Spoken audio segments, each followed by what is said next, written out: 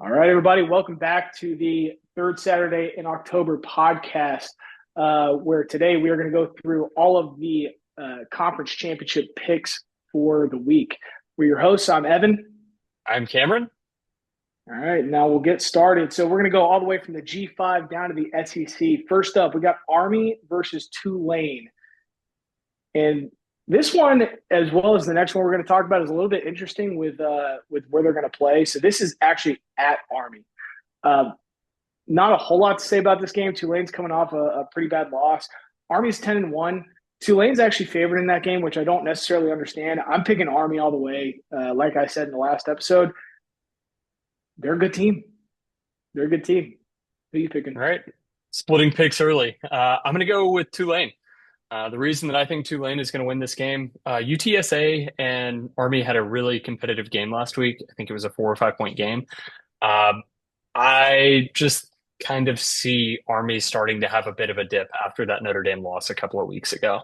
I think Tulane, while they did have a bad one last week, this one just kind of screams that it's in Tulane's favor. Bryson Daly, I think if he can have a big game and put up some more rushing yards, maybe have a couple of more passes, it hasn't had much all season. Maybe Army is able to walk away with this one, but I personally think Tulane's going to walk away with it. All right, cool. We'll take us over to the Mountain West. You got it.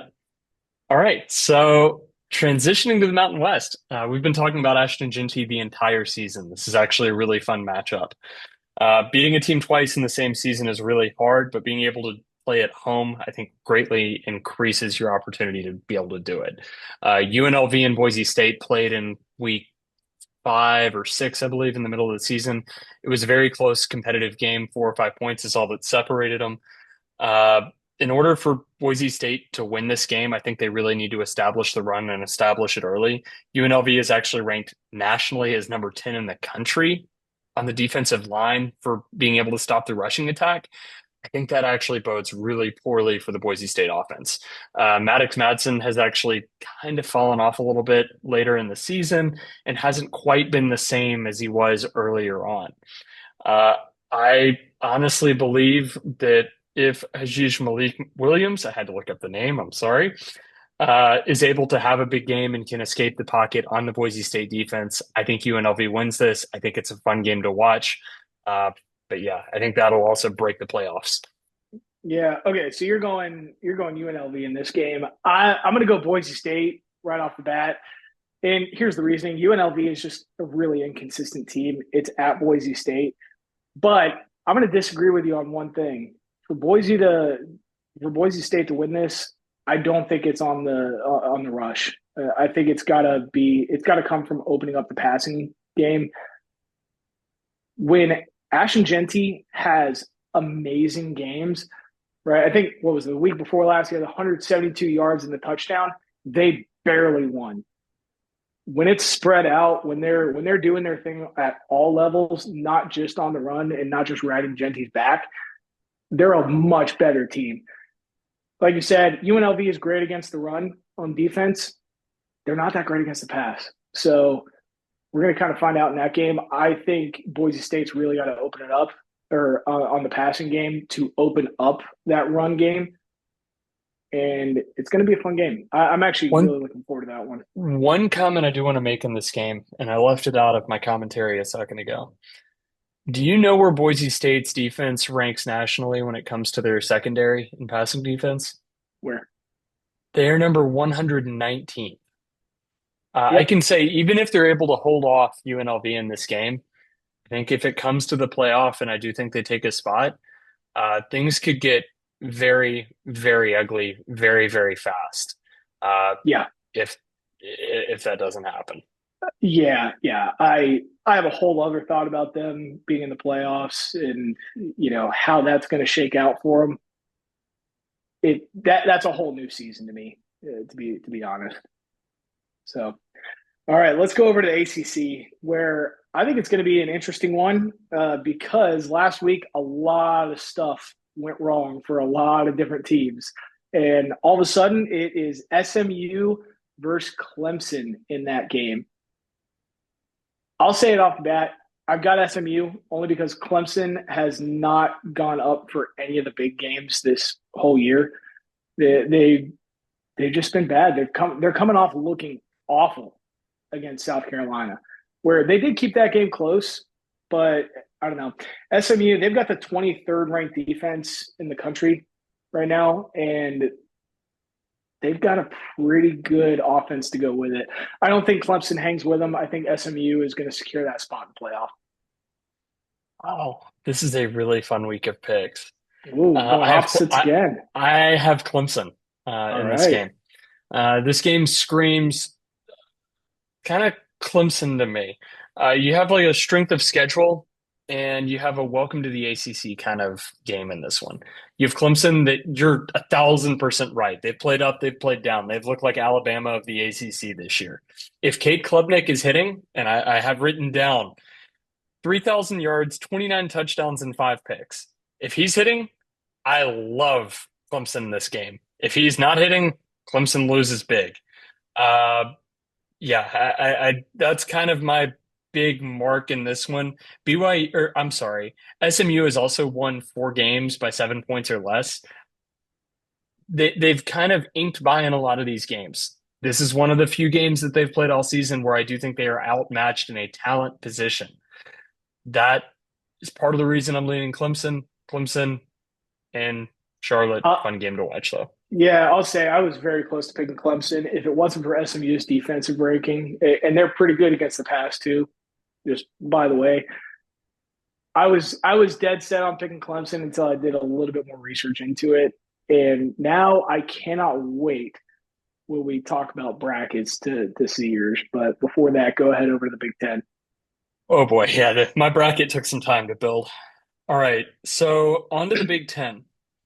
Oregon versus Penn State. Evan, I think we might actually have a difference here as well. Wow. Uh, Okay. yeah, I know. So you got Oregon coming in 12-0. They're one of the few unbeatens in the actually they may be the only unbeaten in the country at They're this the point. only unbeaten. Yep. And you have Penn State with the lone loss to an Ohio State team by 7 points at Penn State. This feels like a really bad matchup if you look at it on paper. Dylan Gabriel has played lights out the entire season, statistically almost leading the way. The biggest thing I think that actually bodes great for this Penn State program, Oregon has been preparing for Ohio State for 6 weeks, 8 weeks.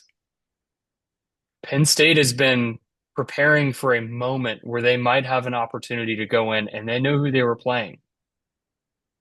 I think Penn State is coming in. Penn State has a lot of talent kind of all around the ball. They have multiple ball carriers. Drew Aller has played pretty well lights out. He has 900 yards and 6 touchdowns over their last 4 games. They've really tried to step it up. They also have 2 great rushers and Nicholas Singleton and Katron Allen, and they have the best tight end in the country. This is a really, really good Penn State team. And if you wonder what that team can do, this is kind of going to be your best shot. Yeah. I think James Franklin is ready for the big moment. Okay. Well, yeah, you're right. That's different. Oregon's winning this game, and here's the biggest reason: Penn State doesn't put up points. They just don't. Especially in these big games, they do not put up points. Oregon's got a really good defense. They don't have a great defense, but they've got a really good defense. Came off that bye week, had a good outing against Washington last week. Dylan Gabriel is playing lights out, especially after coming off that big bye week, had a little shake off. Now they can really get healthy, go into this game. I just don't see Penn State holding them back from scoring. And I don't see Penn State scoring enough points in this game to overcome it. Simple as How that. many points do you think that Penn State is putting up a game? I'm talking about the big games specifically. What was it? Ohio Like State was 13, 22 point 13. 13, right? They're And averaging 33 points a game, and Oregon is averaging 35. If you look at a strength of schedule, they're actually pretty similar as well. This is a really good matchup. I don't know. I don't see it happening in big games specifically. It's just not there.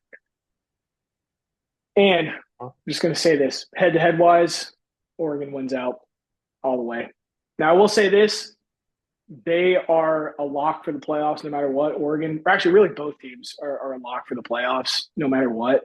So the question really does become who's going to come out and really try and swing at this game without hurting any of their guys.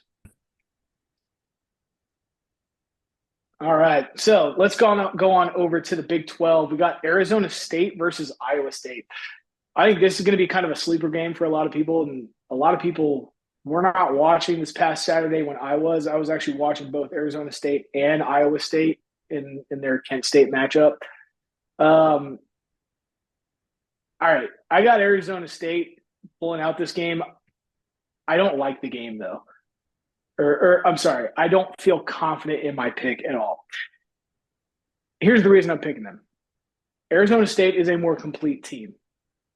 Okay, on the opposite side of the ball, over at Iowa State, you've got Rocco Becht, who is a phenomenal quarterback.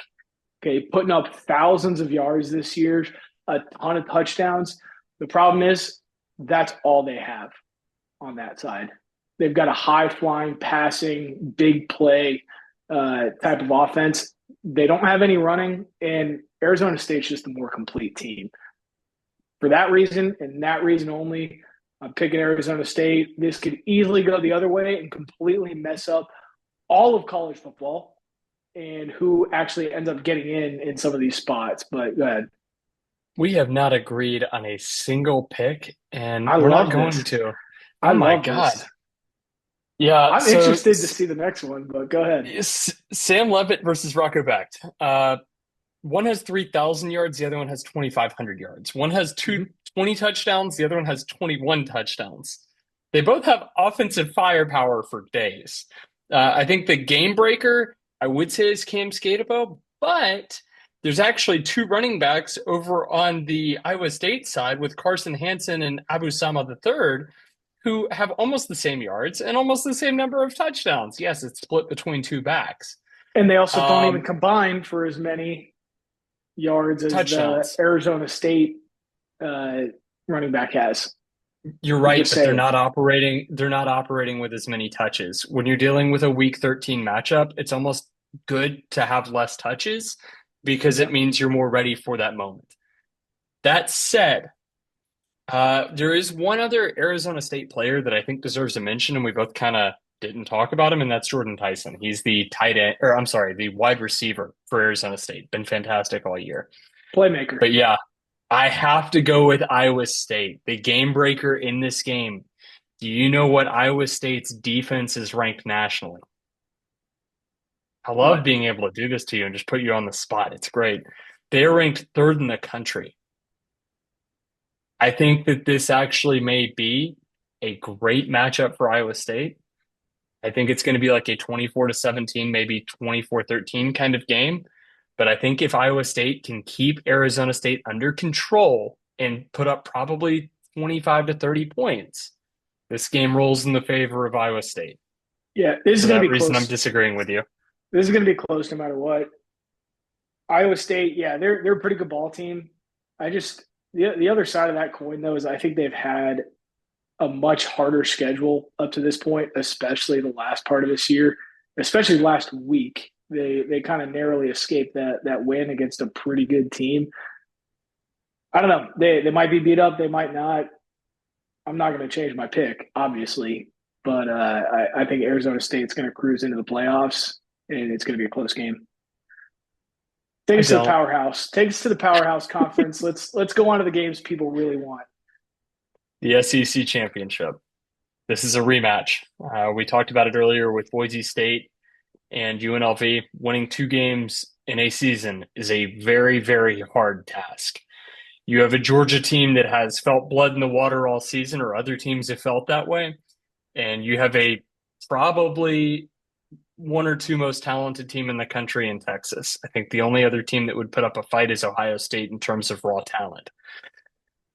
Um, Evan, I'm actually going to go a little bit unconventional on this one. I'm going to ask you a small handful of questions that I want you to answer, and maybe this actually leads into what both of our picks are, and we get to two different answers at the end. At this point, we're in week 13, at least by the, way that these teams have played. Has Texas played to their top potential over the course of this entire season? Yes or No, no? no. And that's what I was going to say real quick on that. You're right. Other than Ohio State, they have the most talented team in the country. They don't show it. Agreed. Will Georgia start this game off like they did against Alabama, Tennessee, Ole Miss, UMass, or Georgia Tech? Or will they come out like they did against the one singular week against Texas in week 7? Mm. If this game was at a neutral site, It I is might I might have a different answer. No, it's not. It's in Atlanta. This is not a technically neutral. neutral. It's not a neutral site. This is basically a home game. If I might have a different answer if that were the case, but yeah, this is going to be. I think they're going to come out pretty hot. Okay. Next question I have. What version of Carson Beck do we see in Atlanta? Do we see Both. the version do we see the version that we saw most of the season, or do we see the version that we've seen the last 3 games, including Georgia Tech? He actually had a good game. He's had over 1,000 yards, 11 touchdowns, and 0 picks in 3 games. Which I version think do we. we see? I think we see both. Honestly, I think it's going to be a tale of two halves. I Which don't. half I does don't. Georgia I don't. start? I don't know which one is going to be which. My gut would tell me that you're going to see the really good Carson Beck coming out in the first half, and I'm not going to say anything else because that'll completely give away my picks. And this next one might. Which team is more emotionally prepared for this game? Mm. In what way? I'm going to need you to clarify that one. What I wrote, both teams had very emotional wins last week. Texas played at Texas A&M. They had a pretty big win, 17-7. They played pretty well, and their So, defense played completely lights out. okay, Georgia, on the other hand, played at home against Georgia Tech and had 8 overtimes. Who is more mentally prepared for this game? mentally, all right, I'll answer this in a little bit of a different way. Okay. The team that is going to come out and not play with emotion is going to be Texas. And I mean that in a good way, in a fact that they're not going to be super heated up. I think they're going to be a lot more level headed. Because you talked about emotional wins last week. 8 overtimes is a lot more emotional than what was it, 17-7 win in College Station. Let me ask you the last question. What is your pick? I'm going Georgia. I think it's going to be a repeat. And if I'm completely honest, I think it's going to be the really really good Carson Beck that comes out in the first half, and then I think Texas is going to try and make a comeback in the second half. But in the end, it's going to be too little, too late. I think Texas is ready for this game. We agreed on or disagreed on every I love single that. pick. Now, I Uh, will I will point this out, and I've said this for years. It is really hard to beat the same team twice in a season. It yeah, happens, but it is really hard to do so. Okay, this could easily go the Texas way. I just think with it being in Atlanta, it's going to be really difficult for Texas to come in there and just have that kind of advantage. They already lost at home against Georgia, and Georgia just knows how to beat them. I think back to an angry Texas team that came into Alabama last year, and they were able to pull off a pretty big upset there. This feels to me like Texas is kind of being kicked down a notch, and Georgia actually has a bit of the, let's call it the residual fire from the season, especially with that loss there. I think Texas is ready to play. I think Texas walks away with a W. All right, interesting. Not a single likely pick from either of us. Nope. All right, Alrighty. those are the picks. Sign us off. So thank you very much, everybody, for this episode. For tomorrow's episode, we're actually going to dive into playoff predictions. Both Evan and I have actually created brackets, and we'll walk you through championship and how we feel everything went. Obviously, there's going to be a lot of discrepancies. But otherwise, thank you very much. Please like, share, and subscribe on the channel. Really appreciate it. Have a great day.